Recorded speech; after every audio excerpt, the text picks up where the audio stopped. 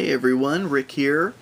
Today I thought I would do something a little different and do a quick unboxing of a small Japanese card game that arrived a couple weeks ago called Dungeon of Mandom by Oink Games. I just want to say first that shipping from Japan took far less time than I had anticipated. I ordered 2 copies on Wednesday, July 16th. They both arrived in mint condition on Monday, July 21st here in the States, in the Midwest. And not only did they include both games, but also, without even having asked, 2 printed out copies of the rules translated into English, which I just thought was very, very nice.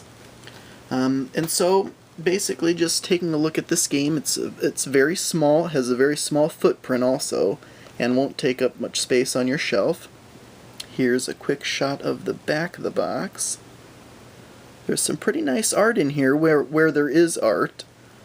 Obviously the box description's in Japanese. The title on the front's in English, so that's nice. Little reference here. Here's a Lego figure for size comparison. Again, very small, very portable, and I can see that being a big plus. Okay, and taking a look inside the box, the first thing you're going to see are the rules themselves, done in an accordion style. Obviously, the ones that come in the box are going to all be in Japanese.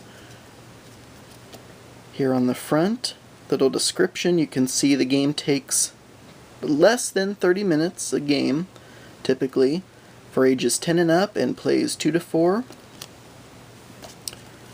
Next, you're going to have a little assortment here of what they call adventurer tiles, item tiles, made of just really nice quality cardboard. I'll lay out the pieces here.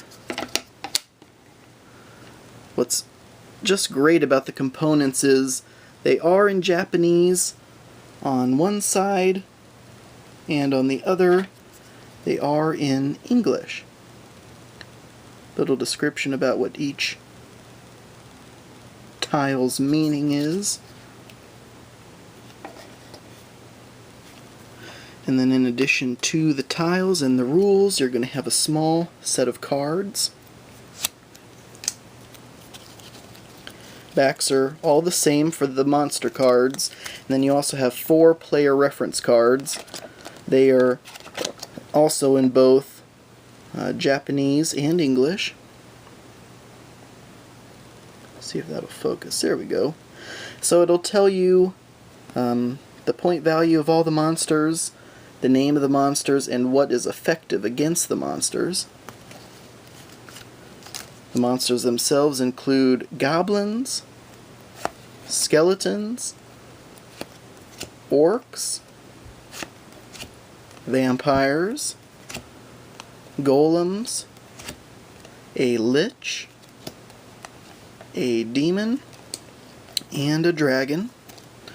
On a typical turn, you're going to draw a monster card, and you're going to either put the monster in the dungeon or remove an item. And by remove an item, what the whole point of the game is, this is the adventurer here. He or she is going to go in the dungeon, but first you're going to decide which of you 4 or less is going to be the one to go dungeon delving. And you're going to kind of bluff your way into the dungeon. So when you draw the monster cards, you're going to kind of have an idea of what's going to be in the dungeon, and you can see what items are going to be effective against the monsters. And so on a given turn, you're going to draw the monster card, or remove an item, or pass. And if you remove an item, then that adventurer doesn't get to use that item when he or she eventually goes dungeon delving.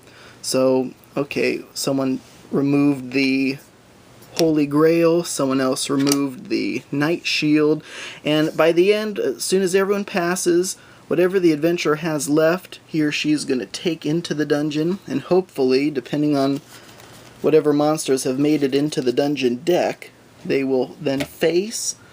If they don't have the right equipment for the particular monster that was drawn, then they are going to take a point of damage, which would then flip over their reference card. If they get it flipped over again, that means they are no longer participating. And if they do manage to defeat a number of monsters, in this case, as soon as a player has successfully survived the dungeon twice, they are then declared the winner. And so yeah, it's a very quick game, fast-paced, a lot of fun, little bluffing in there.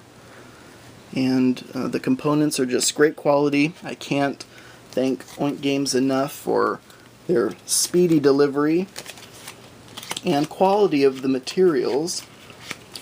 And so if anyone else has been kind of hesitant about ordering a game from Japan, at least from Oink Games, I can say without a doubt go for it. They make a great product. And so if you've been interested in Dungeon of Mandom or haven't even heard about it, go check it out, get yourself a copy. It's small enough that I'm pretty sure everyone has room on their game shelves for such a small game, but there's a lot of fun in this box, so check it out. Again, that's Dungeon of Mandom, produced by Oink Games, and I appreciate you for taking the time to watch this unboxing. Until next time.